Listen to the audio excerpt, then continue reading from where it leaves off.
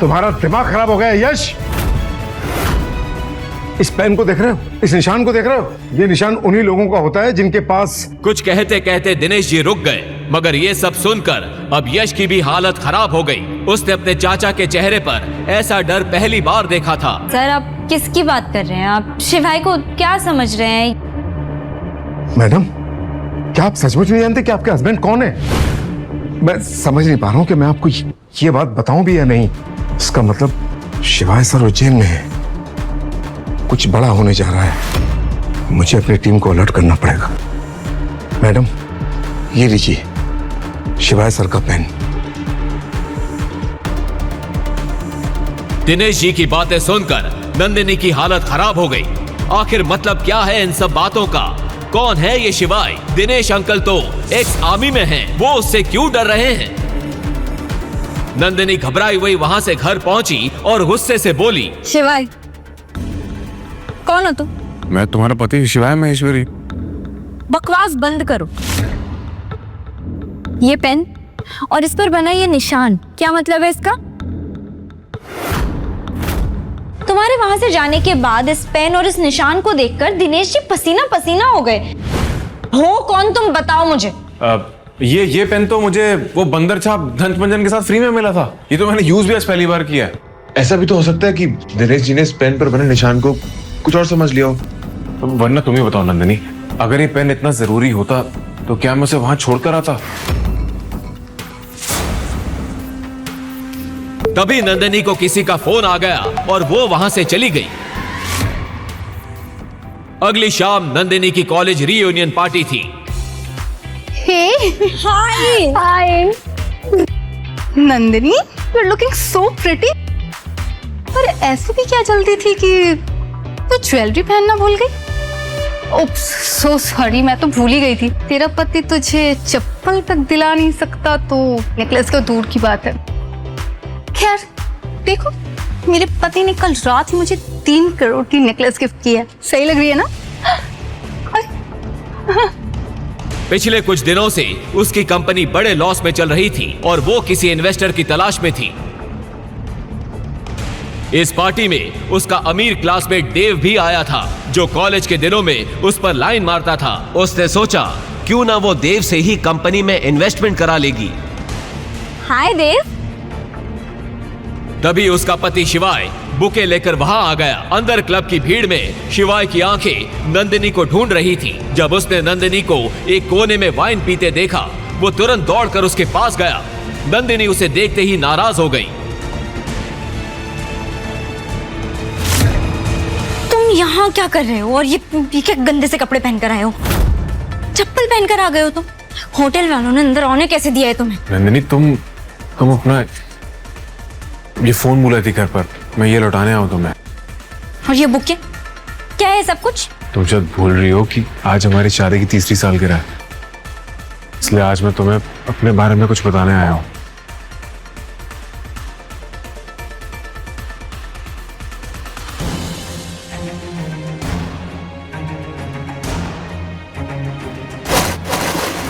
तुम अपनी शादी क्यों करवाना चाहते हैं? मैं अपनी नस काट लूंगी अगर किसी ने भी मुझे उस शिवाय से शादी करने के लिए कहा तो। Nandini please please please stop it. ये चाकू हटाओ। नहीं माँ, मेरी जिंदगी बर्बाद हो जाएगी। आपने देखा है उस शिवाय को? गरीब, अनपढ़, फटे पुराने कपड़े पहनता है। वो न जाने किस बस्ती में ले जाएगा मुझे। ये सब जानने के बाद भी आप लोग चाहते हो कि मैं उससे शादी करूं? पापा जी, क्यों कर रहे हैं आप ये सब? क्यों अपनी पोती की जान लेना चाहते हैं आप? अगर आज के आज आपने ये रिश्ते को नहीं तोड़ा तो मैं आप पे केस कर दूंगी। चलो ठीक है, तो फिर एक केस मैं भी कर दूं तुम पे। नंदिनी की पापा की मौत से पहले क्या सच सामने आया था याद है ना? अगर चाहती हो कि वो सच दोबारा सामने ना आए तो इस रिश्ते के लिए खुद भी मान जाओ, अपनी बेटी को भी शादी के लिए मनवा लो। बुढ़ा पागल हो गया है। 101 लड़कों के रिश्ते ठुकरा चुका है। लगता है ये बुढ़ा ना अपनी पोती की शादी होने ही नहीं देगा। अरे 100 क्या, 500 लड़कों के रिश्ते ठुकरा सकता है ये। और ये बुड्ढा कोई आम बुड्ढा नहीं है, देश का सबसे रईस बुड्ढा है ये। बजाज इंडस्ट्रीज का मालिक है मुकेश बजाज। और ये जब किसी भी शख्स से अपनी पोती की शादी करवाएगा ना, तो पूरी दुनिया देखते रह जाएगी। मैडम जी, इस बार ऐसे रिश्ते लेकर आए नंदिनी बिटिया के लिए कि आपको पसंद आएगा ही। जिस तरह से मुकेश बजाज ने अपनी पोती के लिए बड़े से बड़े नाम को ठुकराया था, वो देखकर सब लोग बेसब्री से इंतजार कर रहे थे, ये जानने के लिए कि आखिर वो चाहते क्या थे। पापा जी, ये देखिए,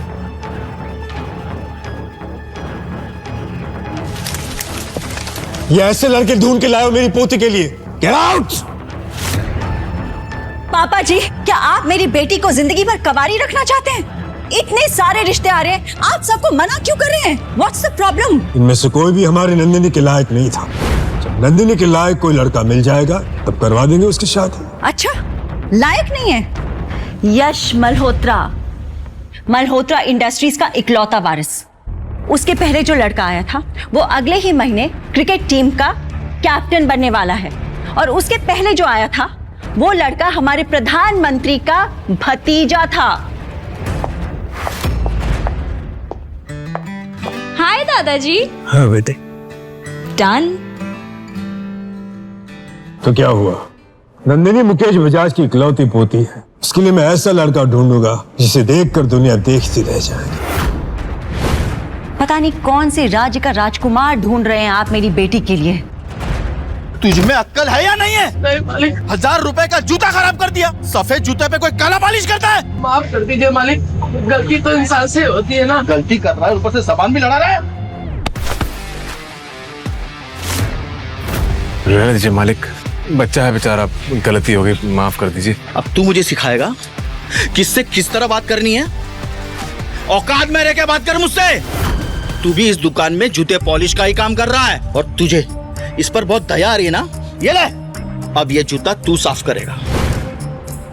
चल साफ कर। और तू मेरा मुंह क्या देख रहा है? अंदर जा।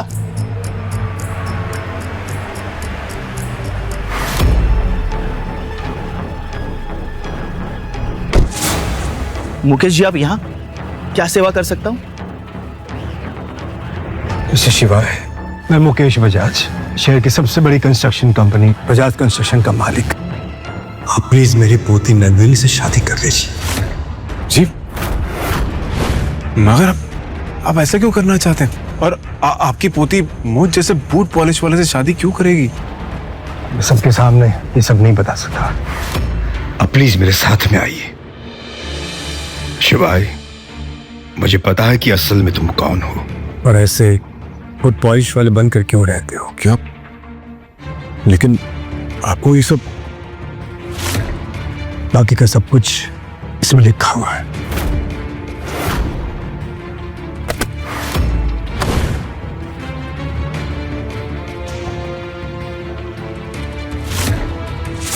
लेकिन शादी के बाद तलाक की ऐसी घिनौनी शर्त, तो आप ये शादी क्यों करवाना चाहते हैं? और आपको मेरे बारे में सब कैसे पता? शादी के बाद तुम्हें सब पता चल जाएगा। शिवाय को अपना राज छुपाने के लिए इस शादी के लिए हाँ बोलना ही पड़ा। मुकेश बजाज ने जब नंदिनी की मां रेखा को इस शादी की बात बताई तो बजाज मेंशन में हंगामा हो गया।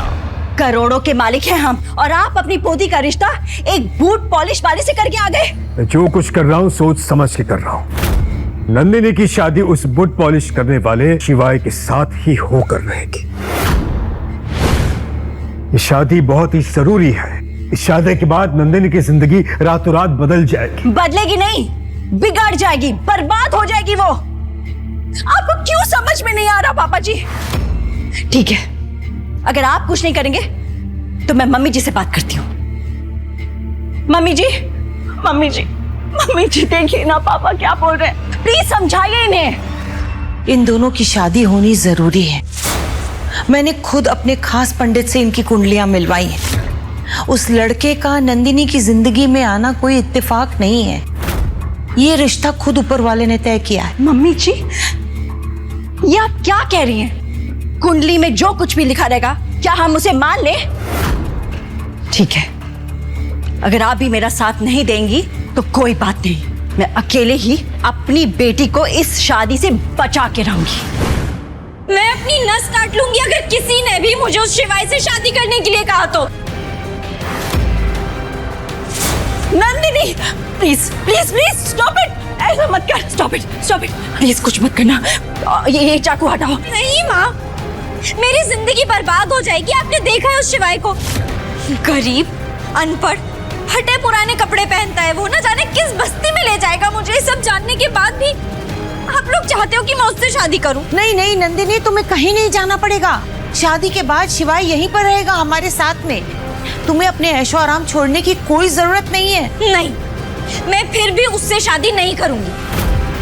और अगर दादाजी ने मेरे साथ जबरदस्ती की तो मैं अपनी जान ले लूंगी। स्टॉप इट, एक मिनट, मैं समझाती हूँ। पापा जी, क्यों कर रहे हैं आप ये सब? क्यों अपनी पोती की जान लेना चाहते हैं आप? अगर आज के आज आपने ये रिश्ते को नहीं तोड़ा तो मैं आप पे केस कर दूंगी। चलो ठीक है, तो फिर एक केस मैं भी कर दूं तुम पे। नंदिनी की पापा की मौत से पहले क्या सच सामने आया था याद है ना? अगर चाहती हो कि वो सच दोबारा सामने ना आए तो इस रिश्ते के लिए खुद भी मान जाओ, अपनी बेटी को भी शादी के लिए मनवा लो। मुकेश बजाज की इस एक चेतावनी ने रेखा का मुंह ऐसा बंद किया कि वो नंदिनी को अपने साथ लिए वहां से चली गई। ये सब क्या चल रहा है? वक्त आने पर रेखा को सब कुछ बता दूंगा, पहले शादी तो हो जाए। अब इस शादी को कोई नहीं रोक सकता था। शादी का सच बिना जाने रेखा और नंदिनी को हाँ करनी ही पड़ी। शादी का दिन नजदीक आ रहा था, पर अब तक नंदिनी शिवाय से एक भी बार नहीं मिली थी। ये बात शिवाय को अंदर से खाए जा रही थी। कल हमारी शादी है, लेकिन हमारे बीच अब तक ठीक से बात तक नहीं हुई है। ना वो मेरे फोन का जवाब देती है, ना मेरे मैसेजेस का रिप्लाई करती है। ऐसे लगता है जैसे नंदिनी मुझे अपनाना ही नहीं चाहती है। एक बार शादी हो जाने दो, नंदिनी तुम्हें अपना लेगी। आप कहना क्या चाहते हैं? आपने तो कहा था कि नंदिनी ये शादी अपनी मर्जी से कर रही है, लेकिन आपकी बातें सुनने के बाद लग रहा है कि आप उसके साथ जबरदस्ती कर रहे हैं। जबरदस्ती कर रहा हूं तो क्या? ये मेरे और मेरी पोते के बीच का मामला है, तुम बीच में मत पड़ो। मुकेश जी, आप शायद भूल रहे हैं कि मुझे अपनाना आपके परिवार की मजबूरी होगी, लेकिन मैं मजबूर नहीं हूं। अच्छा, इतना एटीट्यूड? ठीक है, तोड़ दो शादी, लेकिन फिर मैं भी लोगों को बता दूंगा कि तुम बुट पॉलिश करने वाले नहीं हो, पर असल में तुम कोई और ही हो। मुकेश बजाज ने ऐसा जाल बुना था कि कोई भी उससे बच नहीं पाया था। और अगले दिन ना चाहते हुए भी बजाज परिवार की इकलौती बेटी की शादी बूट पॉलिश करने वाले शिवाय से हो ही गई।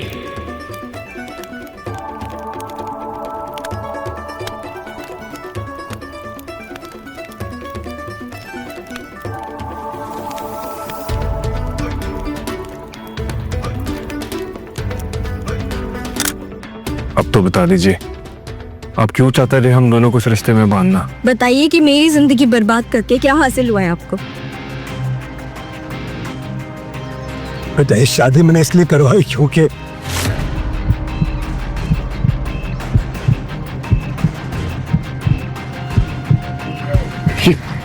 दादाजी क्या हो रहा है? दादाजी क्या हो रहा है? शिवाय, शिवाय कुछ करो नहीं कि क्या हो रहा है? उठिए दादाजी, प्लीज उठिए। नंदिनी, तुम्हारे दादाजी नहीं रहे। मगर दादाजी के मरने के अगले ही दिन से शिवाय के बुरे दिन शुरू हो गए।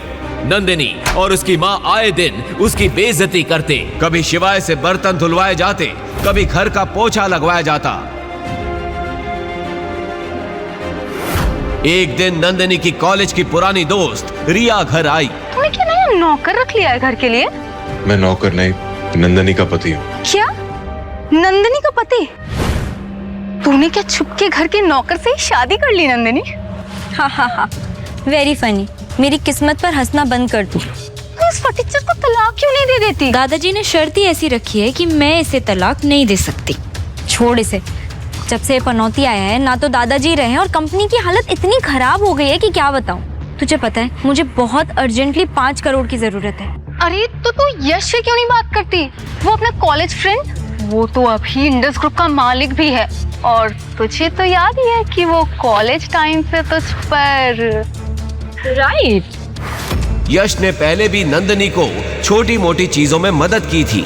खास बात यह थी कि नंदिनी जानती थी कि यश इन मददों के बहाने उस पर डोरे डाल रहा है और उस पर बुरी नियत रखता है, मगर वो इन सब बातों को इग्नोर करके भी उससे हेल्प लेती रही क्योंकि उसे अपने करियर में आगे बढ़ना था। ऐसे में जब नंदिनी की मीटिंग यश के साथ फिक्स हुई तो शिवाय उसकी कार ड्राइव करके उसे ऑफिस तक ले आया। हेलो नंदिनी।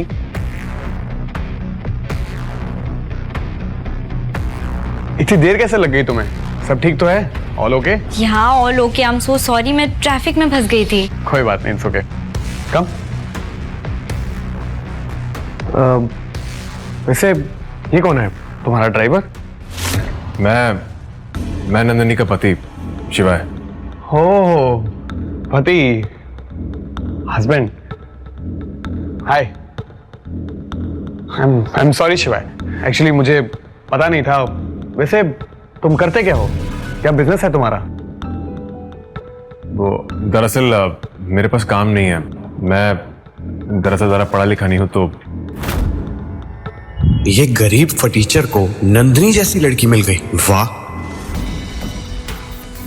खैर मेरे लिए तो अच्छा ही है। अब इसे जाल में फंसाने के लिए बस थोड़े से पैसे फेंकने की जरूरत है। अरे कोई बात नहीं, मैं नंदिनी के लिए इतना तो कर ही सकता हूँ। ऐसे हमारी कंपनी में एक जगह खाली है, बताओ करोगे काम?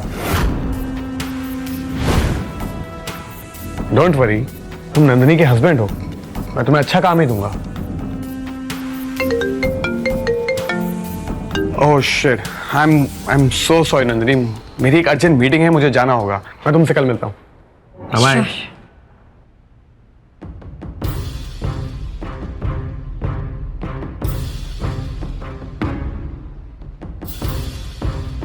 क्या जरूरत थी बताने की कि तुम मेरे पति हो? और तुमने ये भी बता दिया कि तुम्हारे पास कोई जॉब नहीं है। ये सब बताया तो बताया, जब वो तुम्हें जॉब ऑफर कर रहा था तो हाँ क्यों नहीं बोल रहे थे? कब तक तुम्हें ऐसे बैठाकर खिलाऊंगी मैं? नंदिनी, मुझे इस यश की नजर कुछ ठीक नहीं लग रही है। वो तुम्हारी कंपनी को बचाने के लिए पैसे नहीं दे रहा है, वो तुम्हें इसलिए पैसे दे रहा है क्योंकि उसकी बुरी नजर है तुम पर। Shut up. तुम्हें पता भी है एक कंपनी को चलाने के लिए क्या कुछ करना पड़ता है। ऐसे निठल्लों जैसे बहाने मत बनाओ तुम। पता नहीं क्या सोचकर दादाजी ने तुम्हें मेरे सर पर सवार कर दिया है और खुद स्वर्ग से धार गए। नंदिनी देखो, ऐसी बात नहीं है। देखो, मुझे 5 करोड़ चाहिए और अगर नहीं मिले तो मुझे तुम्हारी तरह बर्तन धोने पड़ेंगे, जो मैं नहीं करने वाली। तो बेहतर यही होगा कि तुम यश का जॉब ऑफर एक्सेप्ट कर लो। वहां खड़ा हर शख्स अब शिवाय, देव और नंदिनी को देख रहा था। Let's dance. नंदिनी, बस एक बार मेरी बात सुन लो, मैं तुम्हें सारा सच बता दूंगा। ये फूल देख रहे हो? तुम्हारी औकात इन फूलों की तरह है मेरी जिंदगी में। निकल जाओ यहाँ से, दफा हो जाओ। नंदिनी चलो मेरे साथ। अरे क्या बवाल कर रखा है यार? नंदिनी बेबी रिलैक्स, तुम्हारा पति नकार है, मैं नहीं। बोलो कितना पैसा चाहिए? 1 करोड़, 2 करोड़ या 10 करोड़? देव, तुम मेरी मदद करोगे? ऑफ कोर्स करूंगा, आफ्टर ऑल तुम मेरी दोस्त जो हो। लेकिन मेरी एक शर्त है, 2 करोड़ के लिए तुम्हें पूरी शाम मेरी गोद में बैठना होगा। 10 करोड़ के लिए तुम्हें अपनी एक रात मेरे नाम करनी होगी। बोलो मंजूर है?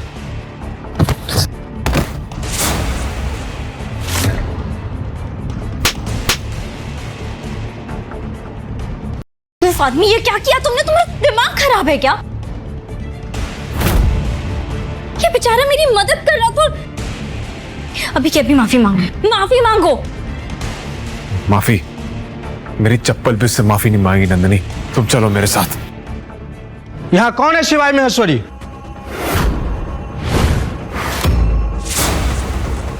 मैं हूं शिवाय महेश्वरी, और अगर मरना नहीं चाहते तो निकल जाओ यहां से अपने चंडू मंडू को लेकर।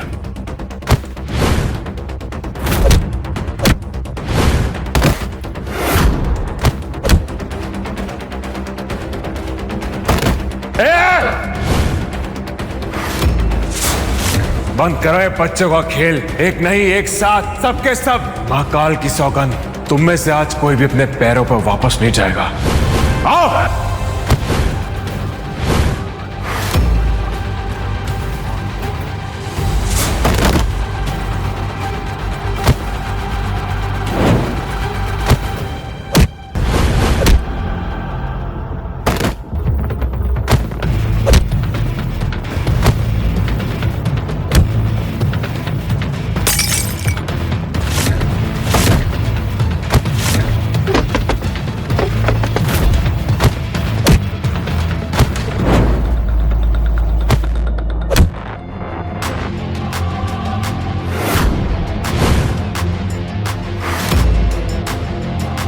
हेडशॉट। ये कैसी पलटन भेजी तूने? सबके सब माचिस के तीली की तरह ढेर हो गए। क्या? ये तो मेरे सबसे खतरनाक आदमी थे। मैं खुद वहां था। क्या? हेडशॉट? बाप रे बाप, वो तो अंडरवर्ल्ड का सबसे बड़ा गुंडा है। उसकी नजर जिस पे पड़ी, समझो उसके दिन गए। तू थोड़ी देर और रुक जा, आ रहा है इन सब का पाप। थोड़ी ही देर में 10 जीपों का कॉन्वॉय पार्टी के बाहर आकर रुक गया। अंदर खड़े लोगों की सांसें थमी हुई थी। हेडशॉट क्लब के अंदर आया। देव ने आंखों से शिवाय की तरफ इशारा किया। हेडशॉट ने तुरंत अपनी गन निकाली और शिवाय पर तान दी। हिलना मत, मेरा नाम हेडशॉट है और आज तक मेरा निशाना कभी नहीं चूका। तुम सब लोग अपनी पार्टी एंजॉय करो। इसको तो मैं अपने ठिकाने पे ले जाके निपटाऊंगा, और अगर इसकी एक एक हड्डी नहीं तोड़ी तो कहना। अभी कुछ देर पहले ही गुंडों से लड़ने वाला शिवाय वहीं जम गया। हेडशॉट के आदमियों ने शिवाय को पकड़ लिया और वहां से ले गए। नंदिनी और देव भी उनके पीछे निकल गए। शिवाय हेडशॉट की कार के पीछे डिक्की में बंधा पड़ा था। गाड़ी एक सुनसान जंगल के बीच पहुंची।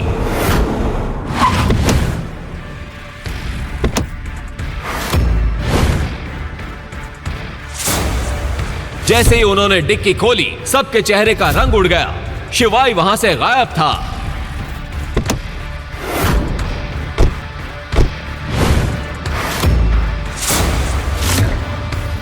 ये कैसे हो सकता है? गाड़ी तो कहीं रुकी भी नहीं है। चलती हुई गाड़ी से बंधा हुआ आदमी भाग कैसे सकता है? तभी हेडशॉट की नजर वहां पड़े एक पेन पर गई। उसे देखते ही उसके चेहरे का रंग सफेद पड़ गया। ये पेन उसका है क्या? हाँ, वो भिकमंगा इसी से पेपर साइन करता है। तुम लोग जानते भी नहीं हो कि तुम लोगों ने क्या किया है। तुम लोगों ने तो मुझे मरवा ही दिया। मेरा सारा का सारा धंधा खत्म हो जाएगा। अगर तुम भी अपनी जान बचाना चाहते हो तो जल्दी से जल्दी कहीं जाकर छुप जाओ, क्योंकि अब तुम लोग भी नहीं बचने वाले हो। अवंतिका को यहां से इज्जत के साथ बाहर ले जाओ और गाड़ी में बिठाओ, शिवाय ने हेडशॉट से कहा। हेडशॉट ने तुरंत अवंतिका को बाहर गाड़ी में बैठाया और भागते हुए शिवाय के सामने वापस आ गया। खेल में अचानक पासा कैसे पलट गया था, अवंतिका को जरा भी समझ नहीं आ रहा था। वो बस खुश थी कि आज महाकाल ने एक फरिश्ते को भेजकर उसकी इज्जत और जान दोनों बचा ली थी। आप तो वही है, हेडशॉट ने शिवाय से कहा। उसकी आंखों में उसका डर साफ नजर आ रहा था, लेकिन वहां मौजूद विकी को हेडशॉट के इस डर का कारण समझ नहीं आ रहा था। इससे पहले कि वो किसी से कुछ पूछ पाता, हेडशॉट ने शिवाय के सामने हाथ जोड़ते हुए कहा, मुझे माफ कर दो मेजर, मुझसे गलती हो गई। आप मुझे सजा दो, आप मुझे जो सजा दोगे मुझे मंजूर है। उसकी ऐसी हालत देखकर शिवाय आराम से सोफा पर बैठा लाइटर से खेलते हुए मुस्कुरा रहा था। यह वही लाइटर था जो हेडशॉट ने 5 साल पहले उस लड़ाई के बाद देखा था, जिसमें मेजर ने अंडरवर्ल्ड किंग को हराया था। उस लाइटर पर मेजर गुदा हुआ था। कुछ सेकंड्स के बाद शिवाय ने लाइटर को टेबल पर रख दिया और हेडशॉट की तरफ देखते हुए विकी को सुनाने के लिए बोला, यहां पर अभी कुछ लोग कुछ कह रहे थे। क्या कह रहे थे? कि मुझे मेरे पैरों में गिरना होगा, मेरे बाप को भी मेरे पैरों में गिरना होगा, माफी मांगनी होगी, वगैरह वगैरह। शिवाय के मुंह से यह बात सुनते ही हेडशॉट का दिमाग और खराब हो गया। उसने गिड़गिड़ाते हुए बोला, वो इसका दिमाग खराब हो गया था मेजर, कुछ भी बकवास किए जा रहा था। और तुम शायद अवंतिका को मारने भी वाले थे। गलती हो गई मेजर। हेडशॉट ने अपने दोनों हाथ जोड़ दिए। विकी को अब तक समझ में आ गया था कि शिवाय कोई छोटी मोटी चीज नहीं था। अगर विकी वक्त रहते शिवाय से माफी नहीं मांगेगा तो शिवाय इसी वक्त उसकी जान ले सकता था। ऐसे में वो भी शिवाय के पैरों में आकर गिरा और बोला, मुझे माफ कर दो, मुझसे बहुत बड़ी गलती हो गई। आगे फिर ऐसा कभी कुछ नहीं होगा। मां कसम, मैं कभी किसी लड़की के साथ ऐसा नहीं करूंगा। शिवाय ने विकी को हीन भावना से देखा और बोला, तुमने जो आज किया है वो माफी के लायक नहीं है। ऐसी हरकत तो कोई जानवर भी नहीं करता है। तुझे आज माफ कर भी दिया तो भी इस बात की क्या गारंटी है कि तू आगे से कभी ऐसा कुछ नहीं करेगा? शिवाय की यह बात सुनकर विकी सहम गया और हिचकिचाते हुए बोला, मेजर, मैं अपनी मां की कसम खा रहा हूं। मैं अपनी मां की कसम झूठी नहीं खाता। आज से हर औरत को देवी मानूंगा।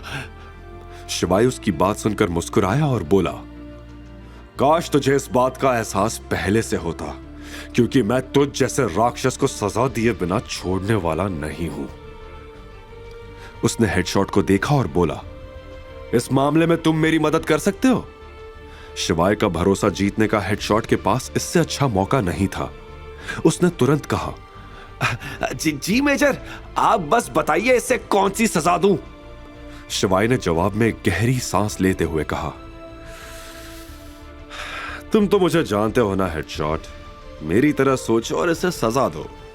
कहकर शिवाय खड़ा हुआ और बाहर चला गया। हेडशॉट ने विकी के ही कुछ गार्ड्स को बुलाया और बोला, इसे खड़ा करो, जल्दी जाओ। गार्ड्स तुरंत विकी की तरफ बढ़ने लगे। यह सुन के विकी और भी घबरा गया और उसने कहा, नहीं, आप मेरे साथ ऐसा नहीं कर सकते। साले, ज्यादा बोल रहा है।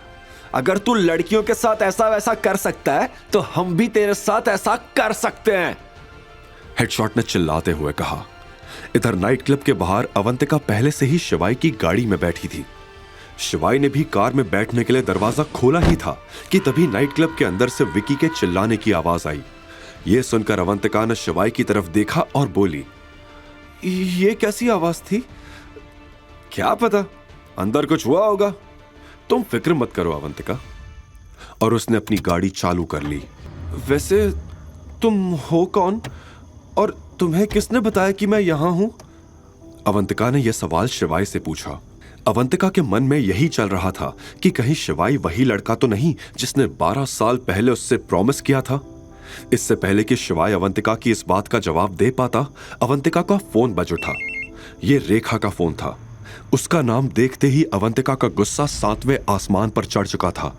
फिर भी अवंतिका ने फोन उठाया और उधर से रेखा ने कहा, बेटा, मैंने बस यही पूछने के लिए फोन किया था कि तू अभी विकी के साथ ही है ना?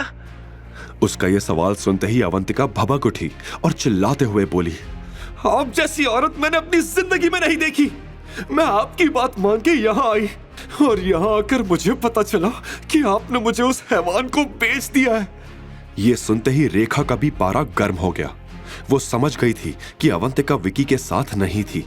ऐसे में उसने कहा, तुम मेरे ऊपर चिल्ला रही है? तुझे तो मुझे शुक्रिया कहना चाहिए था, वरना तुझे विकी जितना अमीर आदमी क्या कभी मिल पाता? ये सब आपने मेरी जिंदगी बनाने के लिए नहीं, अपनी जिंदगी बनाने के लिए किया है। पैसे लिए आपने उससे मेरे बदले में। लेकिन तेरी प्यारी दादी को तो सब पता ही था ना, उन्होंने ही तुझे समझाया था वहां जाने के लिए। अब सभी लोग एक जैसे ही हो। ये कहते हुए अवंतिका का गला भर आया था। उसकी आंखों से आंसू टपकने लगे थे। शिवाय जो कि बगल में बैठा था वो सारी बातें सुन रहा था। उसे भी अवंतिका के लिए बुरा लग रहा था। उससे रहा नहीं गया और उसने अवंतिका के कंधे पर हाथ रखते हुए कहा, अवंतिका रिलैक्स, तुम अब सेफ हो, फिक्र मत करो। रेखा ने शिवाय की यह आवाज पहचान ली थी। उसने गुस्से में कहा, तू इसके साथ क्या कर रहा है? नंदिनी को डिवोर्स देने के बाद भी हमारा पीछा नहीं छोड़ेगा क्या? रेखा की ये बात सुन के अवंतिका शॉक्ड हो गई।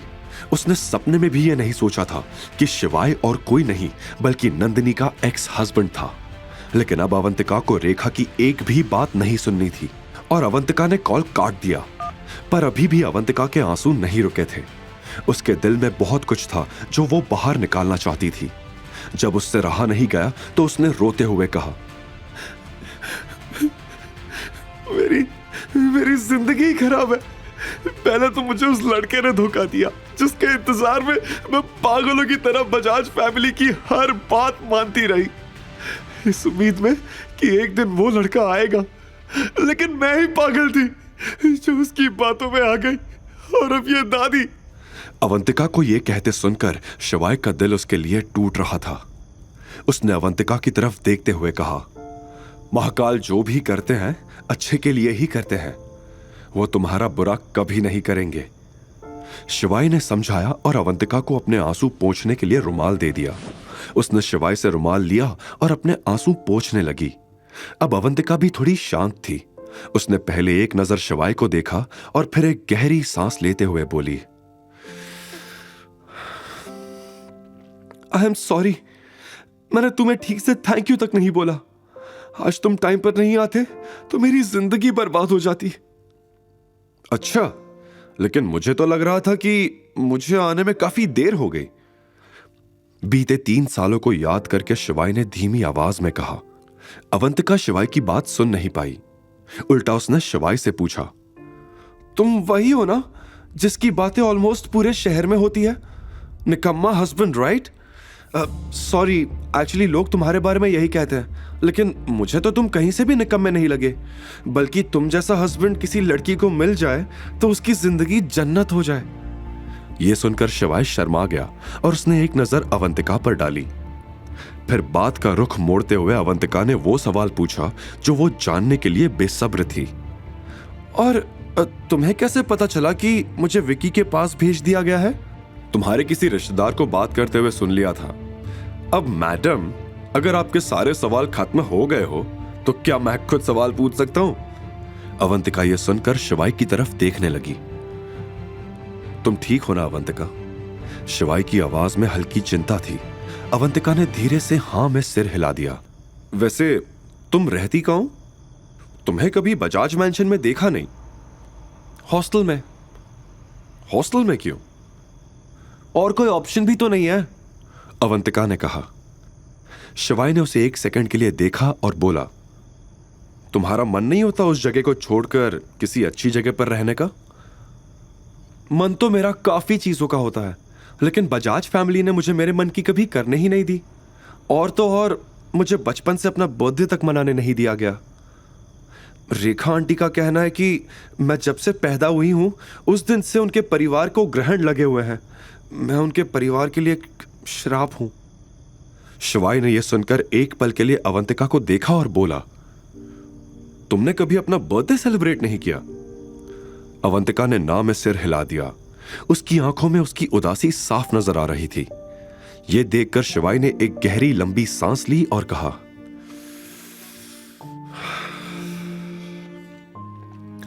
अब तुम्हारे साथ कभी कुछ गलत नहीं होगा। शिवाय ने मन ही मन अवंतिका से वादा करते हुए कहा। कुछ देर के बाद दोनों अवंतिका के हॉस्टल पहुंच चुके थे। जब अवंतिका शिवाय को सी ऑफ करके हॉस्टल के गेट पर पहुंची तो गेट पे वार्डन ने अवंतिका को रोका और डांटते हुए बोली, कितनी बार बोला है कि टाइम पर नहीं आई तो सारी रात बाहर रहना पड़ेगा। सॉरी, कल से नहीं होगा, अवंतिका ने सिर नीचे करके कहा। वार्डन ने गेट पर खड़ी शिवाय की गाड़ी देखी और फिर अवंतिका की तरफ देखते हुए कहा, चल अब अंदर जा, और आज के बाद मुझे मेरे हॉस्टल के आसपास ये बॉयफ्रेंड का नाटक नहीं चाहिए। कार में बैठे शिवाय को ये सारी आवाजें सुनाई दे रही थी। वो वार्डन की ये बातें सुन तिलमिला गया। फिर सोचने लगा कि वो अब अवंतिका की जिंदगी में कुछ गलत नहीं होने देगा। जिस लड़की का उसने इतने सालों से इंतजार किया, आज शिवाय को वो मिल चुकी थी। तुरंत शिवाय ने अपना फोन निकाला और एक कॉल मिलाया। दिनेश जी, इंदौर का सबसे शानदार होटल बुक करिए। ओके सर, किस डेट और किस ओकेजन के लिए? 28 दिसंबर, बर्थडे सेलिब्रेशन। डन सर, समझ गया मैं। अच्छा सुनो, एक और काम है तुम्हारे लिए। शिवाय ने दिनेश को कुछ इंस्ट्रक्शंस दिए और कॉल कट होते ही शिवाय सोचने लगा, अवंतिका के साथ अच्छा नहीं हुआ। बजाज फैमिली को तो अब मैं दिखाऊंगा। अगले दिन सुबह नंदिनी की मां रेखा का फोन बजा। उसने फोन रिसीव किया तो पता चला कि यह इंडस ग्रुप के एक सेक्रेटरी का कॉल था। गुड मॉर्निंग मिसेस बजाज, मैंने ये बताने के लिए कॉल किया है कि आपको आपकी बेटी की बर्थडे पार्टी की बिल्कुल फिक्र करने की जरूरत नहीं है। मिस्टर दिनेश सब खर्चा संभाल लेंगे और मिस बजाज के लिए एक सरप्राइज भी प्लान किया है हमने। क्या? मिस्टर दिनेश, इंडस ग्रुप के जनरल मैनेजर, मेरी बेटी के लिए? Okay okay, thank you. Yes ma'am. Rekha ने जैसे ही कॉल काटा वैसे ही वो खुशी से झूम उठी कि तभी रेखा के फोन पर एक न्यूज हेडलाइन की तरह नोटिफिकेशन आई। इंडस ग्रुप ने पूरे प्लाजा होटल को मिस बजाज की बर्थडे पार्टी के लिए किया बुक। साल का सबसे महंगा सेलिब्रेशन। ये न्यूज देखकर रेखा की खुशी का ठिकाना नहीं रहा। उसने सोच लिया था कि अब बजाज फैमिली की किस्मत बदलने वाली थी। अपनी खुशी को जाहिर करने के लिए वो दौड़कर नंदिनी के रूम में गई। सोती ही रहेगी क्या? ये देख। रेखा ने नंदिनी को जोर से हिलाया। क्या यार मम्मी, कभी तो सपना पूरा करने दो। सपने में प्लाजा होटल में मेरा बर्थडे सेलिब्रेट हो रहा था। आंखें मसलते हुए नंदिनी ने कहा, अगर मैं कहूं कि तेरा सपना पूरा हो गया तो फिर? रेखा ने पूरी बत्तीसी निकालकर हंसते हुए कहा, वो कैसे मॉम? तुझे पता है, अभी इंडस ग्रुप के जनरल मैनेजर मिस्टर दिनेश के सेक्रेटरी का कॉल आया था। वो कह रहा था कि मिस्टर दिनेश ने मिस बजाज यानी तेरे बर्थडे के लिए पूरा प्लाजा होटल बुक किया है। ये देख, लेटेस्ट न्यूज। नंदिनी इतनी एक्साइटेड थी कि उसने रेखा से फोन छीनकर यह न्यूज पढ़ी और फिर बेड पे खड़ी होकर डांस करने लगी। Oh my God, oh my God, oh my God, Mom! This is the best day of my life! देख ले बेटा, वो मनहूस शिवाय तेरी जिंदगी से गया और हमारी जिंदगी में सिर्फ खुशियां ही खुशियां आ गई। नंदिनी और रेखा की जिंदगी में ये खुशियां कितने दिन टिकने वाली थी? शिवाय किस तरह से बजाज फैमिली से बदला लेगा और इतने वक्त बाद शिवाय को मिली खुशियां क्या बरकरार रह पाए? सुबह सुबह हॉस्टल के बाहर शिवाय कैब में अवंतिका का इंतजार कर रहा था। अवंतिका हॉस्टल से बाहर निकली और ये देखकर चौंक गई कि वहां शिवाय खड़ा था। चलो मेरे साथ। लेकिन कहां? अवंतिका ने असमंजस में पूछा। क्या मुझ पर ट्रस्ट नहीं? शिवाय ने मुस्कुराते हुए कार का दरवाजा खोला। अवंतिका भी खुशी खुशी कार में बैठ गई। मैंने तुम्हारे लिए एक सरप्राइज प्लान किया है, शिवाय ने कहा। कल रात के बाद अवंतिका भी शिवाय पर भरोसा करने लगी थी, क्योंकि शिवाय ने उसे इतनी बड़ी मुसीबत से बाहर निकाला था। बिना किसी सवाल के वो चुपचाप गाड़ी में बैठ गई और गाड़ी चल पड़ी। तकरीबन आधे घंटे में वो दोनों इंदौर शहर के सबसे पॉश एरिया निपानिया पहुंच गए, जहां एक से बढ़कर एक ऐसी इमारतें थी जिन्हें देखकर आंखें खुली की खुली रह जाए। अवंतिका भी ये देखकर एक पल के लिए दंग रह गई। फिर उसने शिवाय से पूछा, तुम मुझे यहां क्यों लाए हो? ये तो हाई एंड रेजिडेंशियल एरिया है। घर लेना तो दूर की बात है, मैं यहां का किराया भी अफोर्ड नहीं कर सकती। तुम ज्यादा मत सोचो और चलो मेरे साथ, शिवाय ने प्यार से मुस्कुराते हुए कहा। अवंतिका ने फिर शिवाय को टोकते हुए कहा, क्या तुम यहां मेरी नौकरी लगवाओगे?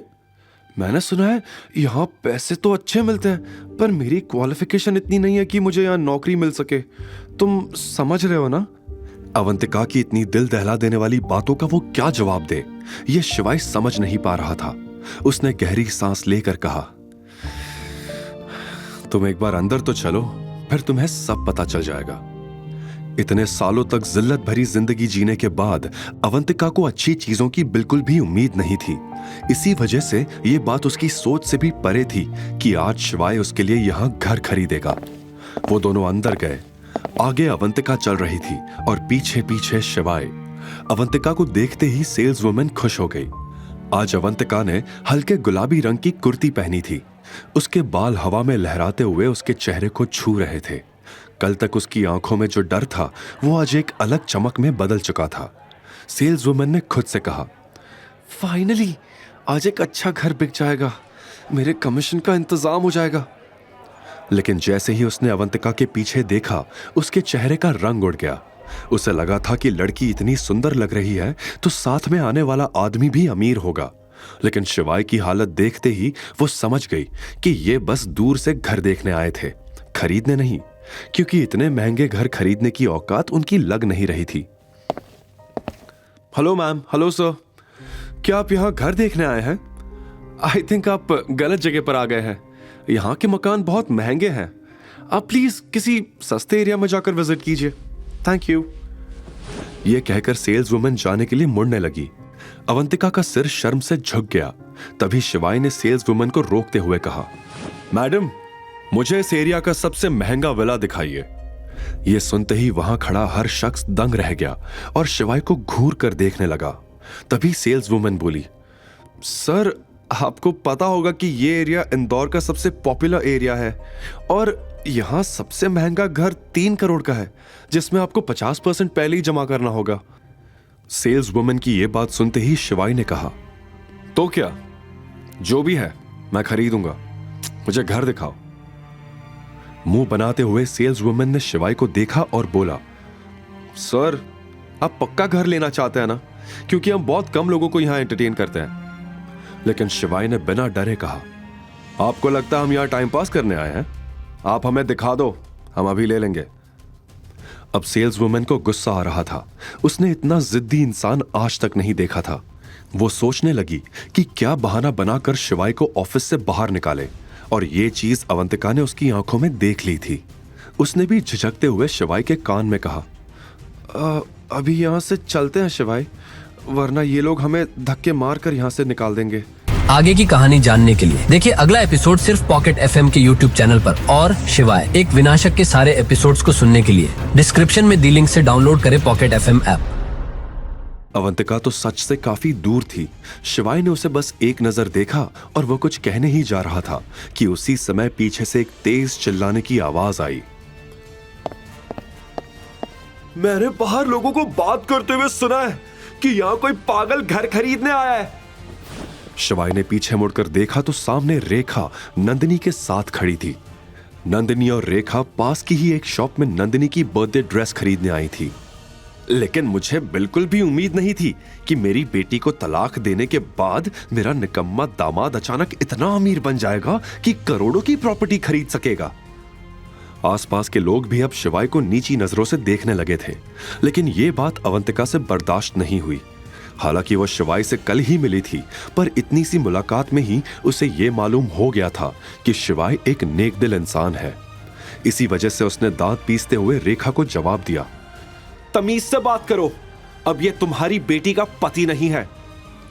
अवंतिका को अपने बचाव में बोलते देख शिवाय का दिल भर आया, और शायद ये पिछले 3 साल में पहली बार हुआ था कि कोई उसके लिए भी सोचने लगा था। वो बहुत प्यार से अवंतिका को देखने लगा। ओहो, देखो तो ये भी है। अगर तुम बोलती नहीं तो मुझे पता ही नहीं चलता कि तुम भी यहां हो। तुम दोनों एक साथ, ये कब हुआ? लो देख लो सब इस बेशरम को। मेरी बेटी के तलाकशुदा पति के साथ अब ये गुलछर्रे उड़ा रही है।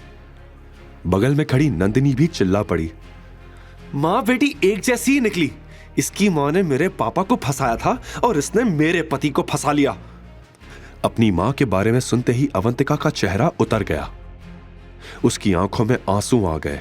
शिवाय ने अवंतिका के आंसू देखकर तुरंत कहा, नंदिनी, पहले तो मैं तुम्हारा हस्बैंड नहीं, एक्स हस्बैंड हूं। और अवंतिका तुम्हारी जैसी नहीं है जो लड़कों के पीछे पैसों के लिए भागे। मुझे तो तुम मां बेटी की हरकतों से लगता है कि अवंतिका की मां नहीं, बल्कि आप दोनों बेशर्म हो। शिवाय को भी अपना फेवर लेते देख अवंतिका ने पहली बार एक अलग सा कॉन्फिडेंस महसूस किया।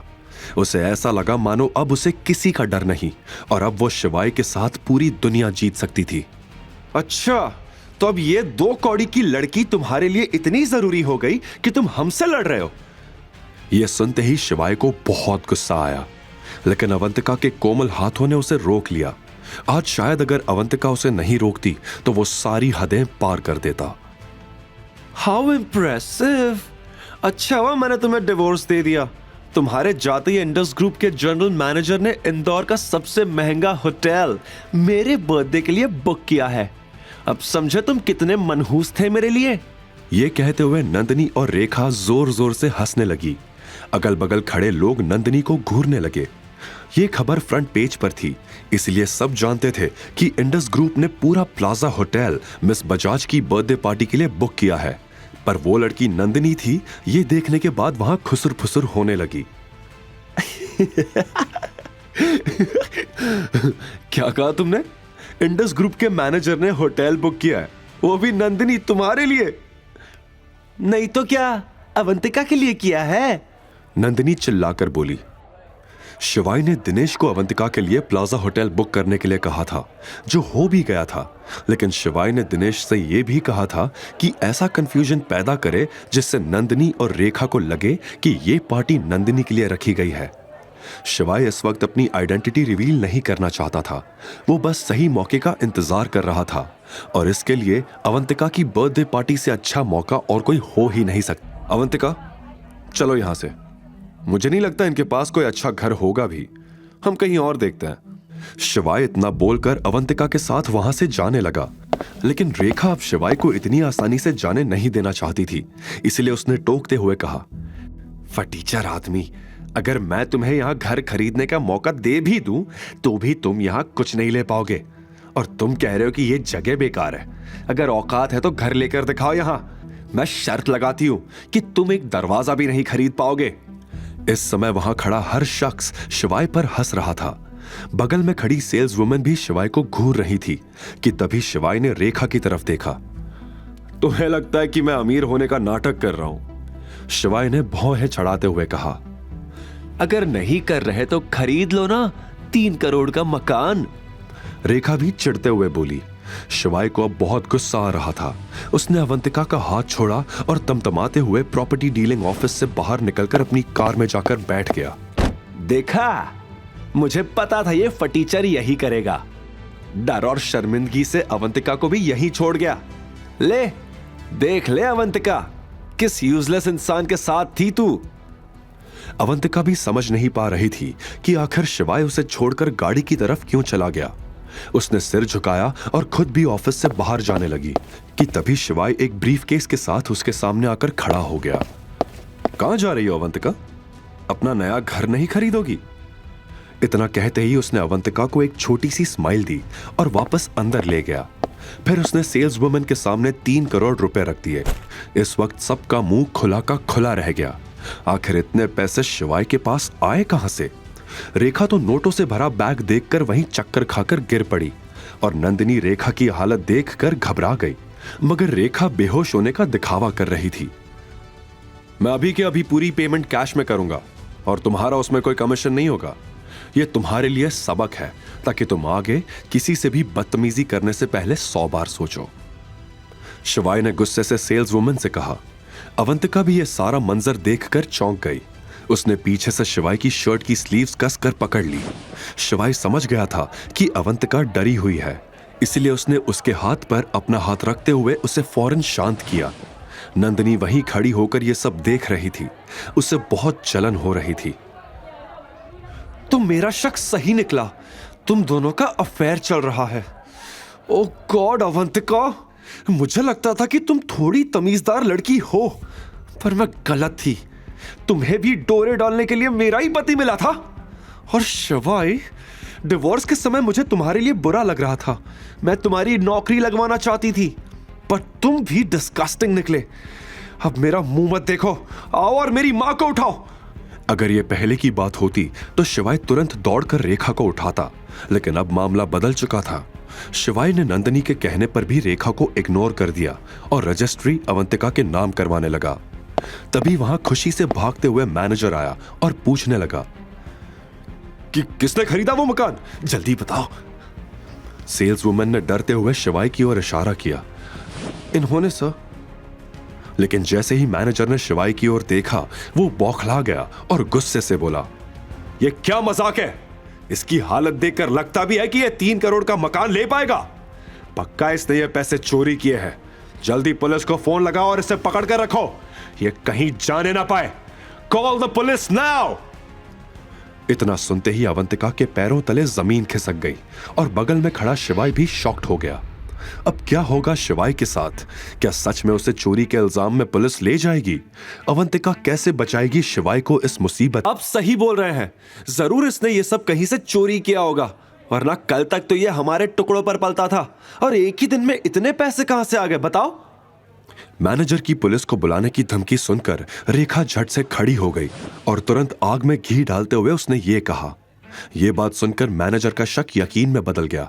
उसने शिवाय से पूछा, मैं फिर आपसे पूछ रहा हूं, क्या सच में ये सारे पैसे आपके हैं या नहीं?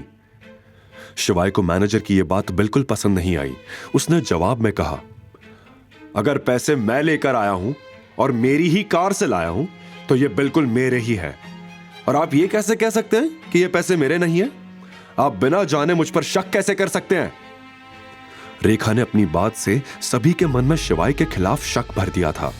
सभी की शक भरी नजरों की वजह से अवंतिका भी डर गई और उसने शिवाय का हाथ पकड़ लिया। अवंतिका का शिवाय के करीब आना नंदिनी को बिल्कुल पसंद नहीं आ रहा था। आपके पास इन पैसों का कोई रिकॉर्ड नहीं है, और जैसा कि इन्होंने बोला उस हिसाब से आपके पास इतने पैसे होना नामुमकिन है। मैनेजर ने रेखा की तरफ इशारा करते हुए कहा। तभी बीच में रेखा कूद पड़ी और बोली, ये जरूर उन्हीं लोगों के पैसे होंगे जिन्होंने इसको घर तक लिफ्ट दी थी। तेरे दोस्त थे ना वो, तूने उनसे चोरी की। अब मैनेजर को रेखा की बातों पर यकीन हो चुका था, क्योंकि उसकी नजर में भी शिवाय एक मामूली आदमी ही लग रहा था जो इतने पैसे रखने के काबिल नहीं था। ऐसे में मैनेजर ने शिवाय को धमकी देते हुए कहा, अगर अब आपने हमें सच नहीं बताया तो मैं आपको चोरी के केस में अंदर करवा दूंगा। नहीं, ये पैसे इनके ही हैं। अवंतिका ने जोर देते हुए कहा, लेकिन रेखा ने उसकी बात को तुरंत काटा और बोली, तो खुद हमारे टुकड़ों पर पलती है और आज एक लड़का मिला तो भूल गई खुद की सच्चाई। इस बात का अवंतिका कोई जवाब नहीं दे पाई। इन सभी बातों के बीच मैनेजर किसी के साथ फोन पर बात करने चला गया। कुछ ही सेकंड्स के बाद वो वापस आया और बोला, मैंने पुलिस को बुला लिया है, कुछ ही देर में वो आ रही हैं। इसी बीच शिवाय ने अपना फोन निकालकर दिनेश को कॉल करना चाहा, लेकिन तभी उसे पता चला कि उसके फोन की बैटरी डेड थी। यह गलती नहीं करनी चाहिए थी तुम्हें, शिवाय ने मैनेजर से कहा। मैनेजर उसकी बात सुनकर बस मुस्कुरा रहा था। कुछ ही देर बाद पुलिस भी आ गई। पुलिस को देखकर अवंतिका घबरा गई। जैसे ही शिवाय को पुलिस ले जाने लगी, वैसे ही अवंतिका मैनेजर के पास दौड़ी। प्लीज, मैं आपके सामने हाथ जोड़ती हूं, शिवाय को बचा लीजिए प्लीज। शिवाय को यह देखकर गुस्सा आया। उसने दूर से चिल्लाया, नहीं अवंतिका, यहां किसी से मदद मांगने की जरूरत नहीं है। ये सब पछताएंगे, महाकाल की कसम पछताएंगे। लेकिन अवंतिका को बिल्कुल अच्छा नहीं लग रहा था कि शिवाय को पुलिस बेवजह ही ले जा रही थी।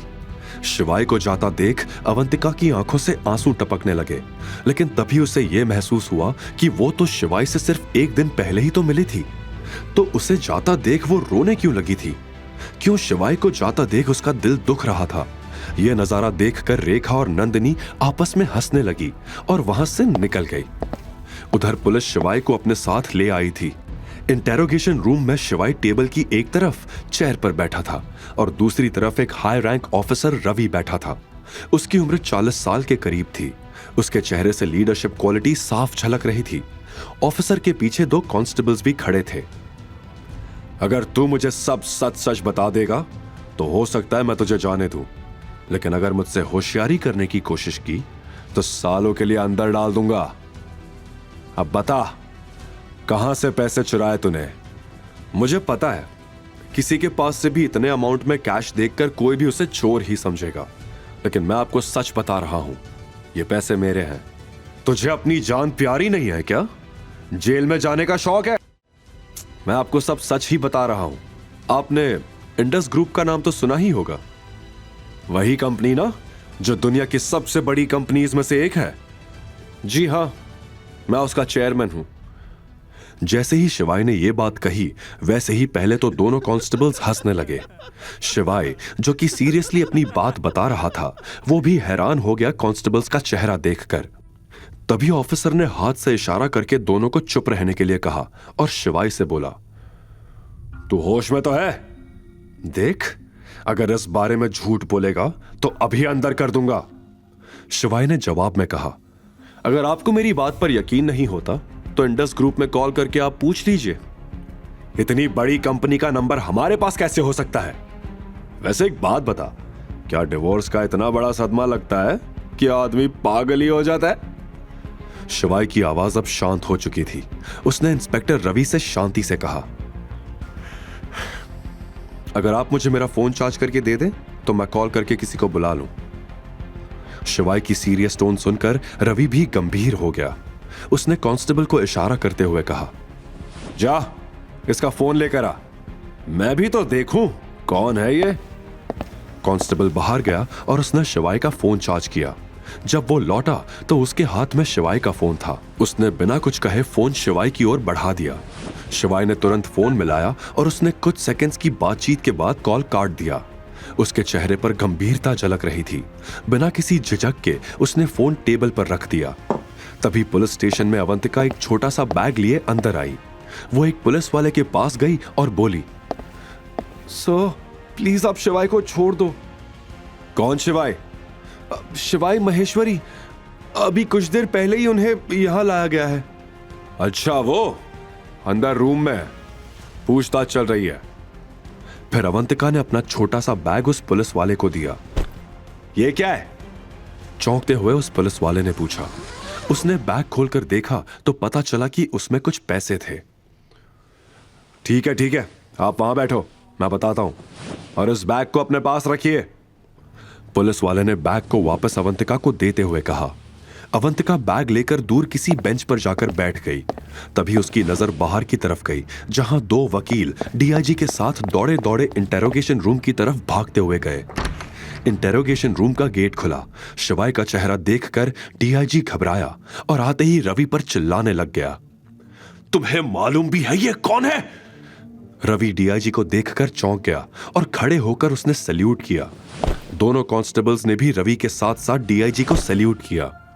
डीआईजी ने पूछा, किस चार्ज के अंदर तुमने इन्हें यहां पर बैठा रखा है? सर वो रवि डीआईजी को देखकर हक्का बक्का रह गया था। वो क्या लगा रखा है? ये इंडस ग्रुप के चेयरमैन है, इतनी बड़ी गलती कैसे कर सकते हो तुम? अब रवि बोलता भी तो क्या। इस बीच शिवाय ने कुछ नहीं कहा, लेकिन शिवाय के चेहरे से डीआईजी को यह एहसास जरूर हो चुका था कि वो खुश नहीं था।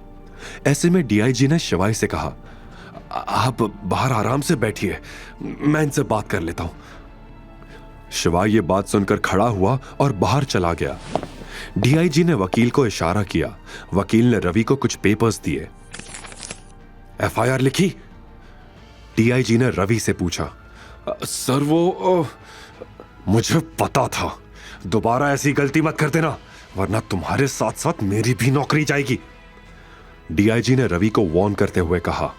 जैसे ही शिवाय बाहर आया, वो चौंक गया ये देखकर कि अवंतिका वहां बैठी थी। अवंतिका के पास जाकर बैठने पर शिवाय ने देखा कि अवंतिका की आंखों में आंसू थे। फिर अवंतिका भी शिवाय को देखकर खुश हुई। तुम ठीक हो? मैं तो ठीक हूं, तुम ये बताओ कि तुम यहां कैसे? पहले तुमने मुझे बचाया तो अब मेरी बारी। वैसे मुझे पता नहीं था कि मैं क्या करूं, तो मैं अपनी सेविंग्स के पैसे ले आई, अवंतिका ने बताया। यह सुनकर शिवाय की आंखें भर आई। तो तुम पैसे देकर मुझे छुड़वाना चाहती थी? जानती हो ना इसे रिश्वत कहते हैं। मुझे जल्दबाजी में कुछ समझ नहीं आया तो मुझे यही ठीक लगा। लेकिन अगर ये चले जाते तो तुम्हारा डेली का खर्चा कैसे चलता? मेरे लिए उस इंसान को बचाना ज्यादा जरूरी था जिसने मेरी जान बुरे वक्त में बचाई थी। अवंतिका की यह बात शिवाय के दिल को छू चुकी थी। तुरंत शिवाय के चेहरे पर एक लंबी चौड़ी मुस्कान आ गई। शिवाय को हंसता देख अवंतिका भी खुश हो गई थी। मगर शिवाय उसे कैसे बताता कि वो कोई और नहीं बल्कि इंडस ग्रुप का चेयरमैन था। बिना कुछ सोचे समझे अवंतिका ने अपनी सेविंग्स के पैसों को शिवाय की मदद के लिए खर्च करने का सोच लिया था।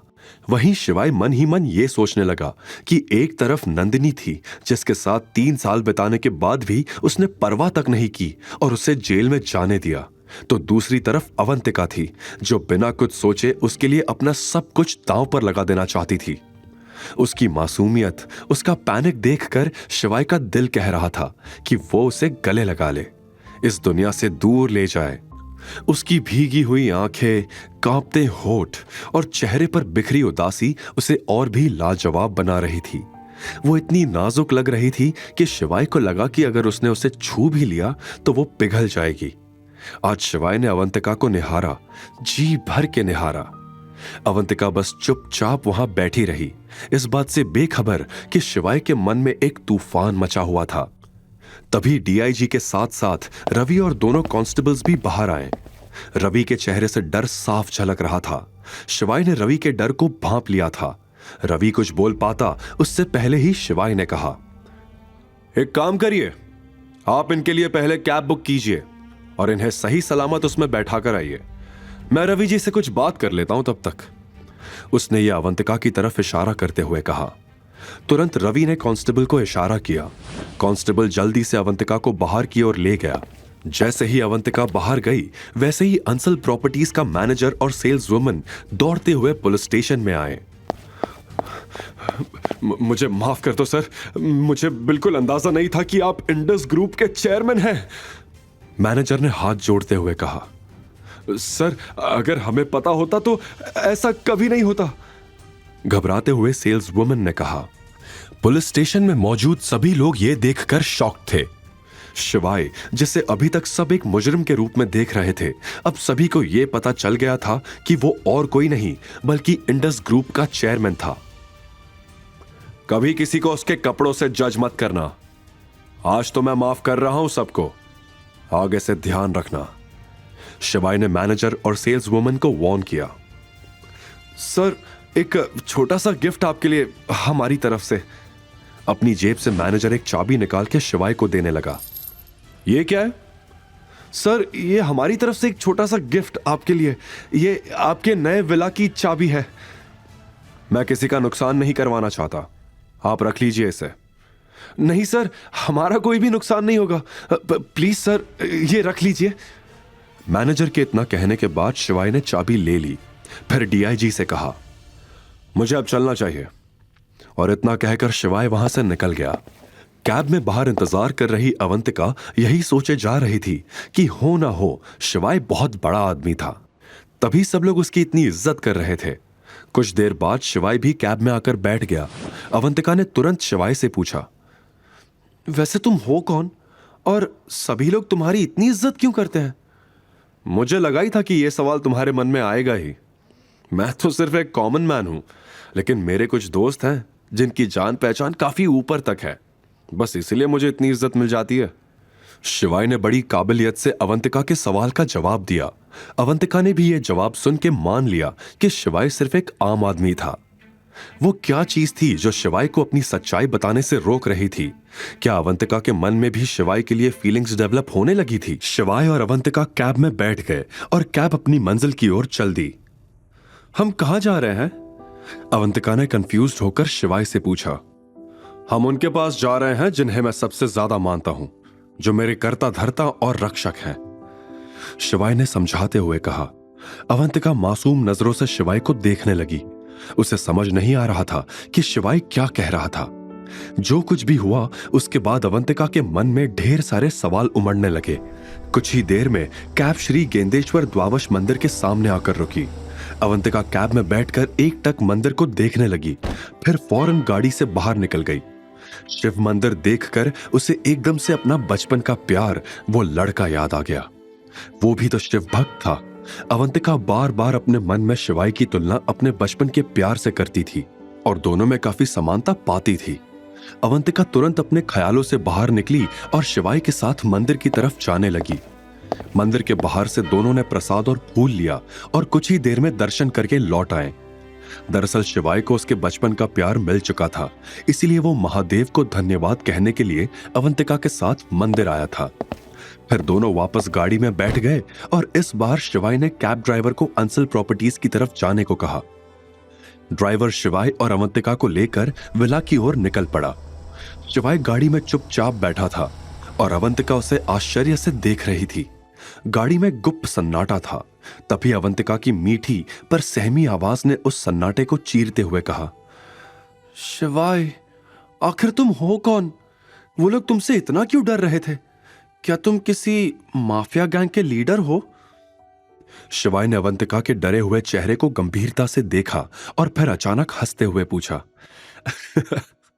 अगर मैं किसी माफिया गैंग का लीडर निकला तो क्या तुम मुझसे दूर हो जाओगी? फिर कभी मेरी शक्ल नहीं देखोगी या मुझसे नफरत करोगी? नहीं, ऐसा कुछ नहीं है, मैं तो बस। अवंतिका हिचकिचाते हुए रुक गई। शिवाय अवंतिका के मन का हाल समझ चुका था, इसलिए उसने धीरे से कहा, मैं एक नॉर्मल इंसान हूं, लेकिन बात यह है कि मेरा एक दोस्त है जो एक बहुत बड़ा बिजनेसमैन है। उसकी हर जगह बहुत रिस्पेक्ट है। उसी ने मुझे वो 3 करोड़ दिए थे। बस इसी वजह से वहां बैठे लोग उसका नाम सुनकर डर गए और मुझे छोड़ दिया। अच्छा, तो ये बात है। मैं तो डर ही गई थी। वैसे कौन है ये फ्रेंड जो अपने दोस्त को 3 करोड़ रुपए एक साथ देने को तैयार हो गया, वो भी आज के जमाने में? मैं इसका नाम जानना चाहूंगी। सब्र रखो अवंतिका, अभी कुछ ही दिन तो हुए हैं हमें मिले। धीरे धीरे तुम सब जान जाओगी कि मैं कौन हूं और मेरे सारे दोस्त कौन हैं। शिवाय ने गंभीरता से कहा। पता नहीं क्यों, पर अवंतिका का दिल हमेशा उसे कहता था कि शिवाय कभी उसे धोखा नहीं देगा और ना ही कभी झूठ बोलेगा। शिवाय के हाव भाव से अवंतिका को यकीन हो गया कि शिवाय सच कह रहा था। शिवाय सच ही तो कह रहा था। अभी वो एक नॉर्मल आदमी ही है, क्योंकि वो अपनी पिछली जिंदगी को अवंतिका के लिए कब का छोड़ चुका था। हालांकि वो पोजीशन आज भी शिवाय के लिए रिजर्व थी। वो जब चाहे वापस मेजर की पोजीशन ज्वाइन कर सकता था, लेकिन अभी शिवाय का एक ही मकसद था, अवंतिका के प्यार को पाना, उसे दुनिया की सारी खुशियां देना जो वो कर रहा था। अवंतिका, मैं तुम्हें अपनी सच्चाई कैसे बताऊं कि मैं ही तुम्हारा बचपन का प्यार हूं। मुझे डर है कि यह सच पता लगते ही तुम मुझे छोड़कर चली जाओगी, क्योंकि मैं नंदिनी का पति था और अपनी बहन के पति के साथ शायद तुम रहना पसंद नहीं करोगी। शिवाय अपने ही ख्यालों में डूबा था। वहीं नंदिनी और रेखा इस बात से परेशान थी कि अब वो बजाज कंपनी को कैसे बचाएगी। उनके पास तो इतने पैसे भी नहीं थे। मां, उस अवंतिका ने सारा प्लान खराब कर दिया। अगर वो उस दिन विकी के साथ चली जाती तो हम लोग आज इस तरह परेशान नहीं होते। अब तो बस मेरे बर्थडे का इंतजार है। दिनेश सिंह की मदद के बिना कंपनी को बचाना बहुत मुश्किल है। नंदिनी ने अफसोस के साथ कहा। एक बार दिनेश सिंह से तेरी बात पक्की हो गई, फिर मैं उस अवंतिका को अच्छा सबक सिखाऊंगी। इस बार सीधे स्वर्ग भेजूंगी उसे। रेखा ने दांत पीसते हुए कहा। दूसरी तरफ अवंतिका ने फिर कुछ सोचकर झिझकते हुए शिवाय से पूछा, शिवाय, पिछले कुछ दिनों से जितना मैंने तुम्हें जाना और समझा है, तुम बहुत काबिल हो। तुम्हारा दोस्त भी इतना अमीर है, तो तुमने आज तक नौकरी क्यों नहीं की? क्यों बजाज फैमिली में रहकर खुद को बेइज्जत होने दिया? शिवाय अवंतिका को बेबसी भरी आंखों से देखकर मन में सोचने लगा।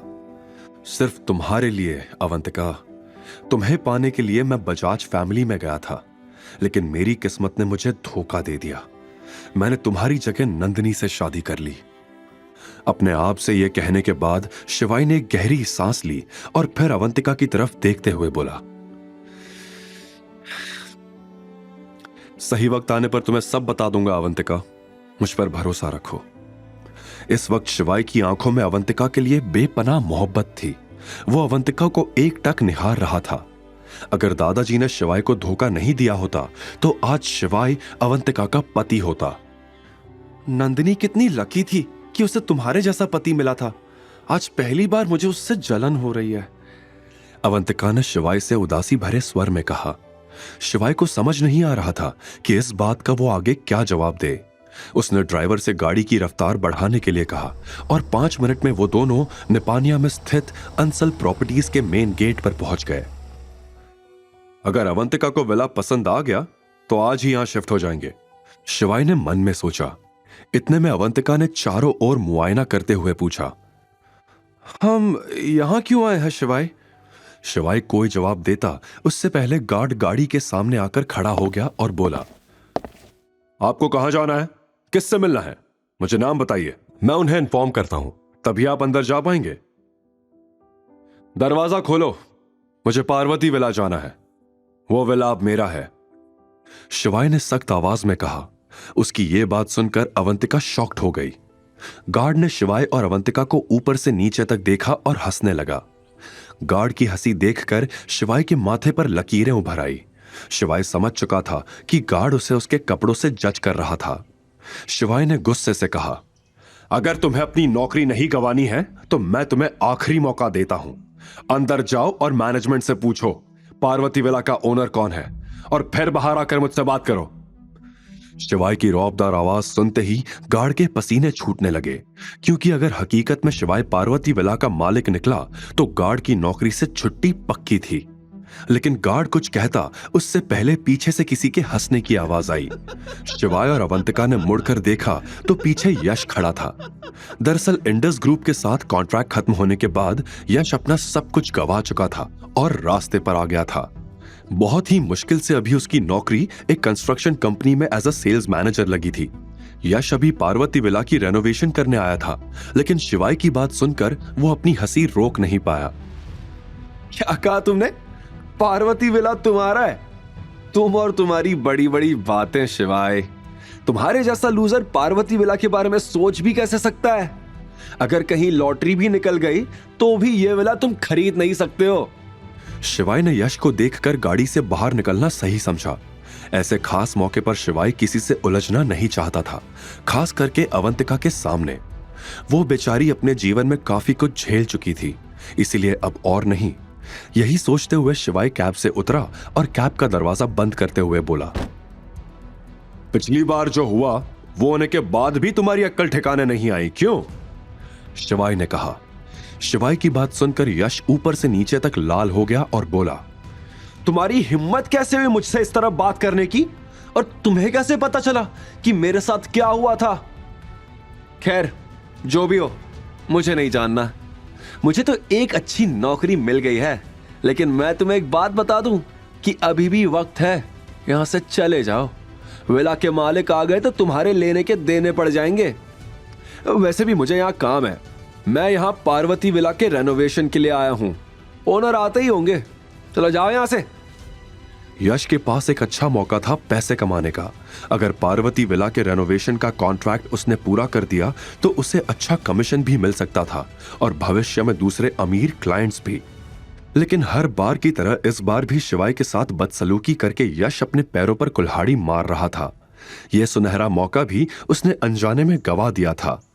किसी मां पुरुष ने सही कहावत कही है, आ बैल मुझे मार। गाड़ी में बैठी अवंतिका को शिवाय और यश की बातें सुनाई नहीं दे रही थी। वो बस ये अंदाजा लगा रही थी कि शायद वो दोनों दोस्त हैं और आपस में कुछ चिट चैट कर रहे होंगे। शिवाय ने एक नजर गाड़ी के अंदर अवंतिका को बैठे हुए देखा और मुस्कुराते हुए यश से कहा, अगर मैं सच में इस विला का मालिक निकला तो तुम्हारा क्या होगा? तुम्हारा दिमाग खराब हो गया है क्या? खुद को अमीर समझने लगे हो? भूल गए क्या नंदिनी ने तुम्हें क्यों तलाक दिया था? Because you are a loser.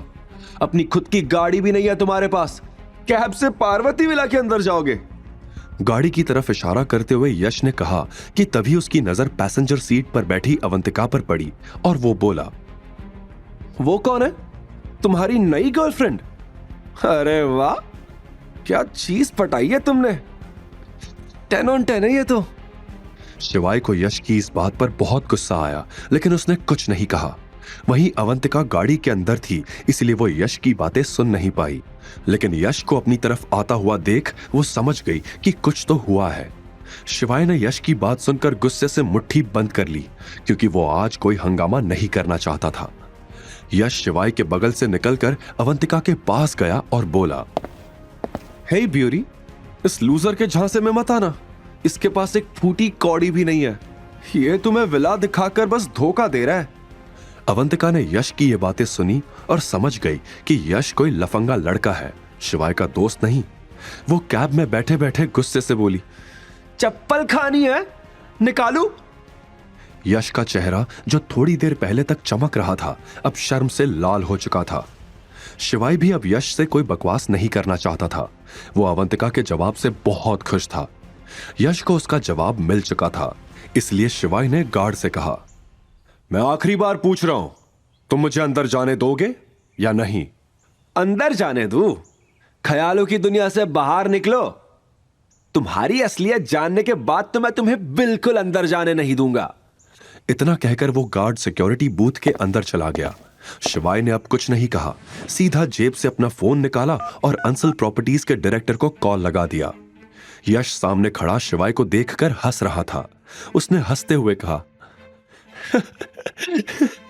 चलो शर्त लगाते हैं, अगर ये विला सच में तुम्हारा हुआ तो मैं तुम्हारे सामने जिंदगी भर नजरें नहीं उठाऊंगा, और अगर ये विला तुम्हारा नहीं हुआ तो तुम हमेशा मेरे सामने माफी मांगते हुए नजरें झुकाकर चलना।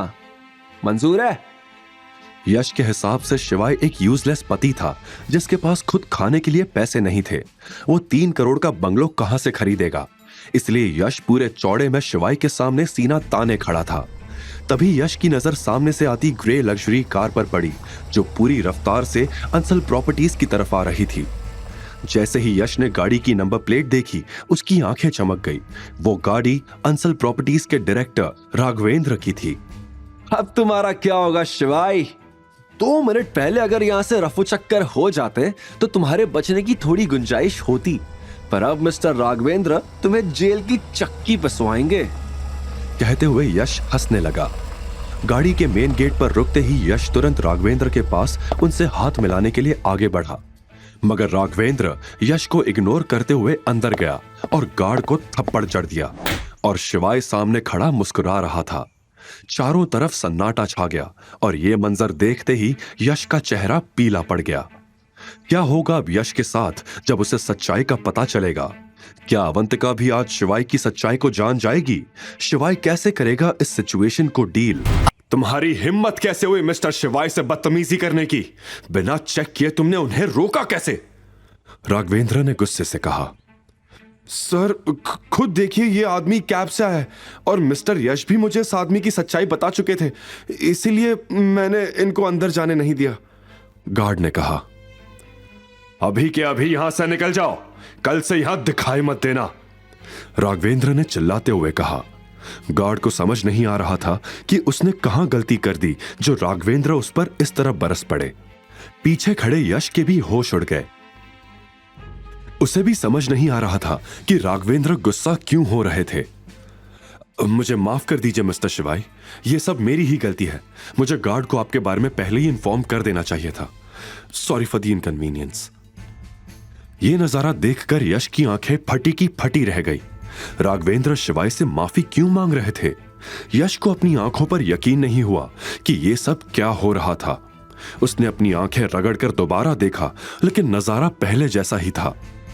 इन दोनों का कहना है कि अंसल प्रॉपर्टीज में कदम रखना मेरी औकात के बाहर है। क्या आपको भी यही लगता है मिस्टर राघवेंद्र? शिवाय ने अपने दोनों हाथ अपनी जेब में रखते हुए पूछा। इतना सुनते ही राघवेंद्र का शरीर ठंडा पड़ गया। उसके गले में शब्द जम गए, जैसे किसी ने उसे बर्फ के बीचों बीच खड़ा कर दिया हो। हे भगवान, पार्वती विलास शिवाय का ना हो, वरना मेरी नौकरी खतरे में आ जाएगी। आज मुझे बचा लो। यश मन ही मन भगवान से प्रार्थना कर रहा था, लेकिन प्रार्थना करने से सच नहीं बदलता। इस वक्त शिवाय के चेहरे पर एक मुस्कुराहट थी। वो जानता था कि यश अब अपनी बची कुची इज्जत भी गवा चुका था। तुम लोग होते कौन हो ये बकवास करने वाले? पार्वती विला मिस्टर शिवाय का ही है और सारी फॉर्मेलिटीज मैंने खुद पूरी की है, समझे? राघवेंद्र ने चिल्लाते हुए कहा। यह सुनते ही यश की आंखों के सामने अंधेरा छाने लगा। यश को अचानक शिवाय की पुरानी बातें याद आने लगी। उसने नंदिनी को तलाक देते वक्त कहा था कि सब लोग पछताएंगे, वो सबको उनकी औकात दिखाएगा। शिवाय सच कह रहा था। यश का दिमाग इस समय घोड़ों से भी तेज दौड़ रहा था। वो एक एक करके सारे तार जोड़ रहा था। उसे याद आया कि जब वो इंडस ग्रुप में कॉन्ट्रैक्ट साइन करने गया था तब वहां भी शिवाय उसे मिला था और उसके ठीक बाद उससे बोला गया था कि कॉन्ट्रैक्ट कैंसिल हो चुका है क्योंकि उसने किसी इंपॉर्टेंट पर्सन को बेइज्जत किया था। उस दिन लिफ्ट में जाते वक्त शिवाय ने किसी को कॉल करके कॉन्ट्रैक्ट कैंसिल करने के लिए कहा था। मतलब वो नाटक नहीं कर रहा था, वो इंपॉर्टेंट पर्सन कोई और नहीं बल्कि शिवाय था। यश पागलों की तरह बड़बड़ाया जा रहा था। देखते ही देखते यश पागलों की तरह हंसने लगा और उसकी आंखों से आंसू बहने लगे। उसने शिवाय से कहा, अगर मुझे पहले पता होता मिस्टर शिवाई कि आप इतने बड़े आदमी हैं तो मैं कभी आपसे पंगा नहीं लेता और ना कभी नंदिनी से शादी करने की सोचता। मुझे माफ कर दीजिए मिस्टर शिवाई, ये नौकरी मुझे बहुत मुश्किल से मिली है। प्लीज मेरी कंप्लेंट मत कीजिएगा। शिवाई ने यश की बात का जवाब देना जरूरी नहीं समझा। वो अवंतिका के साथ कैब में बैठकर विला की ओर चला गया और उधर यश वहीं खड़ा शिवाई की कैब को अपनी आंखों से ओझल होते हुए देखता रहा और फिर हंसते हुए बोला मेरा जो होगा सो होगा, लेकिन बजाज फैमिली और नंदिनी का क्या हाल होगा? उन्होंने 3 साल तक शिवाई को टॉर्चर किया है, वो तो सड़क पर आ जाएंगे। ये सोचते हुए यश बहुत खुश था क्योंकि नंदिनी ने उसकी जिंदगी बर्बाद की थी, इसलिए अब वो बजाज फैमिली की बर्बादी देखेगा। हालांकि यश अभी तक शिवाई की असलियत नहीं जानता था, लेकिन आज के तमाशे से वो इतना तो समझ चुका था कि शिवाई कोई बहुत बड़ा आदमी है जिसे ऑफेंड करना हर किसी को महंगा पड़ने वाला था। वहीं दूसरी तरफ नंदिनी अपने बिस्तर पर लेटी हुई थी। उसकी खुशी का ठिकाना नहीं था। फाइनली उसका बर्थडे प्लाजा होटल में होने वाला था, जहां वो पहले कभी नहीं गई थी। रेखा की नींद भी इस वक्त उड़ी हुई थी। वो भरी दोपहर में नंदिनी के कमरे में आ गई और नंदिनी से बोली, नंदिनी बेटा, तुम्हें पता है आज टुडेज न्यूज मीडिया हाउस के चेयरमैन का कॉल आया था। वो भी तुम्हारी बर्थडे पार्टी में आ रहे हैं। इतने सारे लोगों के कॉल आ रहे हैं कि मैं बता नहीं सकती। तुम्हारे बर्थडे पर पूरे इंदौर शहर के रईस आएंगे। हम दिनेश जी को इस पार्टी के लिए थैंक यू जरूर बोलेंगे। उसकी कोई जरूरत नहीं है मां, अगर मेरी उनसे शादी हो गई तो थैंक यू किस बात का? नंदिनी ने हंसते हुए कहा और आईने के सामने खड़ी होकर अपनी खूबसूरती को निहारने लगी। इधर शिवाय और अवंतिका की कैब विला के सामने रुकी। अवंतिका कैब की विंडो से भौचक्की होकर विला देखने लगी। उसने आज तक सिर्फ इंटरनेट पर ऐसे विला देखे थे। उसने कभी सपने में भी नहीं सोचा था कि इतने बड़े विला को वो कभी सामने से भी देख पाएगी। अवंतिका ने फौरन इंटरनेट खोला और उस विला की कीमत ढूंढने लगी। शिवाय अवंतिका की इस हरकत को देखकर मुस्कुराने लगा। अवंतिका की मासूमियत को देखकर शिवाय बार बार उस पर फिदा हो जाता था। शिवाय अपना छोटा सा दिल हर बार अवंतिका पर हार जाता था। तुम्हें क्या लगता है, यह खूबसूरत है या नहीं? शिवाय ने पूछा। क्या तुम सच में इस विला की बात कर रहे हो? अवंतिका ने थोड़ा रुक कर जवाब दिया। ऑफ कोर्स, विला के बारे में ही पूछ रहा हूं। शिवाय ने कहा। जाहिर सी बात है, इतना महंगा विला है, खूबसूरत तो लगेगा ही। अवंतिका ने खुशी से उछलते हुए कहा। अच्छा, अगर तुम्हें इतना पसंद आ गया है तो तुम ही ये विला रख लो। शिवाय बोला और फिर उसने झिझकते हुए आगे कहा, मेरा मतलब है, अगर ये विला तुम्हें इतना ही पसंद है तो तुम भी यहां रह सकती हो। वैसे भी इतने बड़े विला में मैं अकेले कैसे रहूंगा? आज से तुम्हें उस घटिया हॉस्टल में जाने की जरूरत नहीं है। तुम यहीं रहो मेरे साथ। शिवाय की बात के जवाब में अवंतिका बोली, पर मैं यहां कैसे रह सकती हूं? लोग क्या कहेंगे? सबको एक और मौका मिल जाएगा मुझे जलील करने का। अवंतिका ने उदासी भरी आवाज में कहा। शिवाय भी भली भांति इस सच्चाई से वाकिफ था। बिना शादी के एक छत के नीचे किसी गैर मर्द के साथ रहना आज भी एक लड़की के लिए इज्जत बेचने जैसी बात थी। उसने कैब ड्राइवर को पेमेंट किया और अवंतिका को इज्जत के साथ विला के अंदर ले आया। अवंतिका, कब तक लोगों के बारे में सोचती रहोगी? मेरी बात सुनो।